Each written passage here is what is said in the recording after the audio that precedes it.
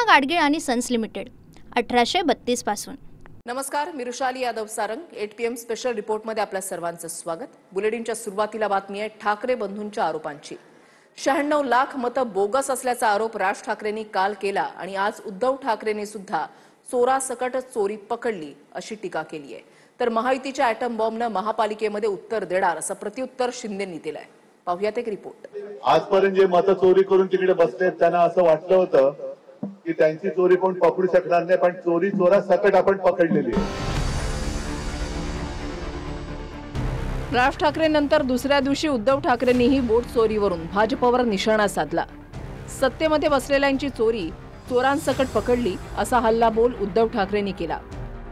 तर एकनाथ शिंदेंनी ठाकरेंना सुरसुरी फटाका म्हणत ॲटम बॉम्बनं उत्तर देण्याचा इशारा दिला। आजपर्यंत जे मतं चोरी करून तिकडे बसलेत त्यांना असं वाटलं होतं की त्यांची चोरी कोण पकडू शकणार नाही, पण चोरी चोरासकट आपण पकडलेली आहे। आणि आता या चोरांना हद्दपार करण्यासाठी काही आपण जे म्हणालात की सर्व मराठी माणसं आणि त्या मराठी माणसांबरोबरच जे अमराठी आहेत ते सुद्धा एकत्र आलेले आहेत आणि येत आहेत, कारण कोणालाच हुकुमशाही नकोय। आपला महाराष्ट्र म्हणजे काय आहे, महाराष्ट्र नेहमी लढणार आहे। सुरसुर्या लवंग्या फुटल्या तरी आमचा महायुतीचा ॲटम बॉम्ब आहे ना, तो सगळ्यांचं काम तमाम करेल। त्यामुळे तुम्ही काळजी करू नका, महायुतीच पूर्णपणे लँडस्लाईड मॅन्डेट मिळवून जिंकेल, कारण महायुतीसोबत महाराष्ट्रातली जनता आहे। आता जेव्हा हिंदुत्व विचाराचे सरकार येण्यासाठी महाराष्ट्रातल्या हिंदू समाजाने जे काही लोकसेवेच्या नंतर हिरवा गुलाल उधळला गेला त्याचा उत्तर अगर भगवा गुलालाने अगर दिलं तेव्हाच आता वोट चोरीचे आरोप व्हायला लागलेले आहे। असो,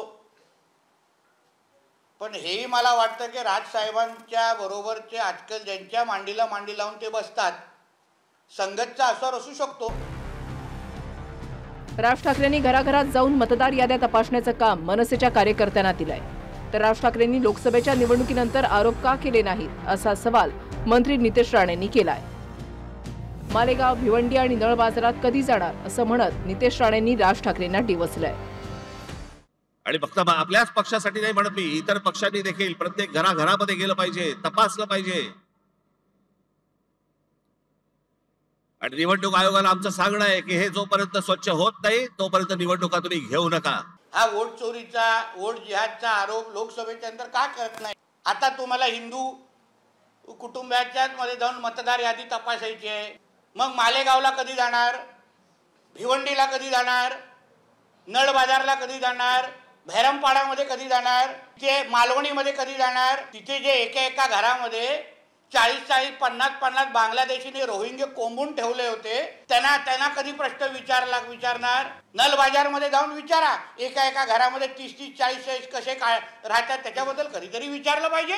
जाऊन यादी घेऊन जावा ना त्यांच्याकडे। त्या महाविकास आघाडीच्या नादात लागून टार्गेट अगर कोण करत असेल तर हे हिंदुत्व विचाराचं सरकार आहे राज्यात आणि देशात। मतदार याद्या दुरुस्त केल्याशिवाय निवडणुका घेऊ नका अशी मागणी महाविकास आघाडीचीही आहे। राज ठाकरेंचीही निवडणुका घेऊनच दाखवा असं आव्हान म्हणजे शहरी नक्षलवादाची भाषा असल्याची टीका नितेश राणेंनी केली आहे। अजून 1 वर्ष गेलं तरी चालेल, पण निवडणुका त्याच्याशिवाय होता कामा नयेत या महाराष्ट्रात। याची जी सगळी घाई सुरू आहे ना, ती घाई याच्यासाठी सुरू आहे कारण ह्यांनी सगळं जमवलेलं आहे गणित। अशी सगळी खोटी नावं भरून हे निवडणुकांना सामोरं जायचं म्हणतायत। हे ज्या निवडणुका घ्यायचं म्हणतायत ना, हे जोपर्यंत ही मतदार यादी पूर्णपणे स्वच्छ होत नाही,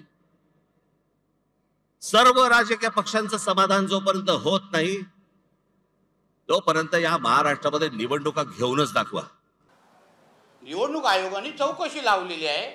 खरं म्हणलं तर ही अर्बन नक्षलची भाषा आहे ना, सुप्रीम कोर्टवर प्रश्नचिन्ह करायचे आहे। आमच्या देशामध्ये निवडणुका घेऊ नये, घेऊन दाखवा, ही अर्बन नक्षलची भाषा आहे। अर्बन नक्षल बोलतात असं, म्हणून बोलतो राजसाहेबांना तुम्ही मांडीला मांडी लावू नका लावू, उद्धव ठाकरे त्याच्या नादी नका लावू, तो वाया गेलेला पोरगा येते। त्यांनी ठाकरेंचा ब्रँड संपवण्याचा सर्वात मोठा कारणीभूत उद्धव ठाकरे आहेत। राजसाहेबांनी त्याच्या नादी लागू नये। निवडणुका लवकर घ्या असं म्हणत होते। आता त्यांना पराभव दिसू लागला त्यामुळे निवडणुका पुढे ढकला असा धोसा त्यांनी लावलेला आहे.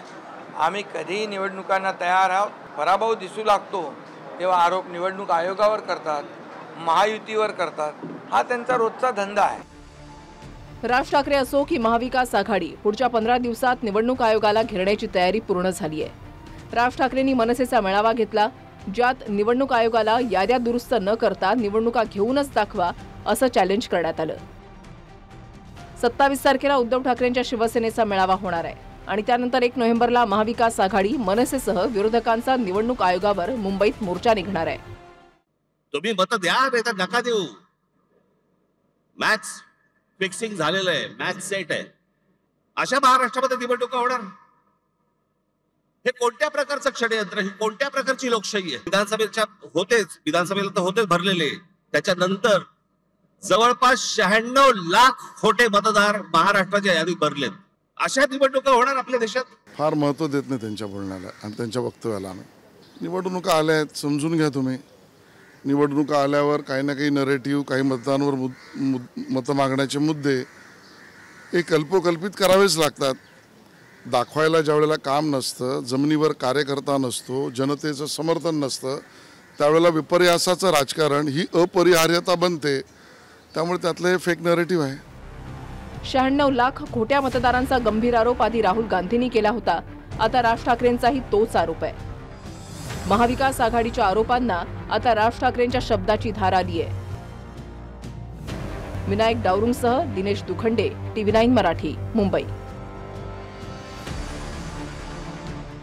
पूना गाडगीळ आणि सन्स लिमिटेड 1832 पासून.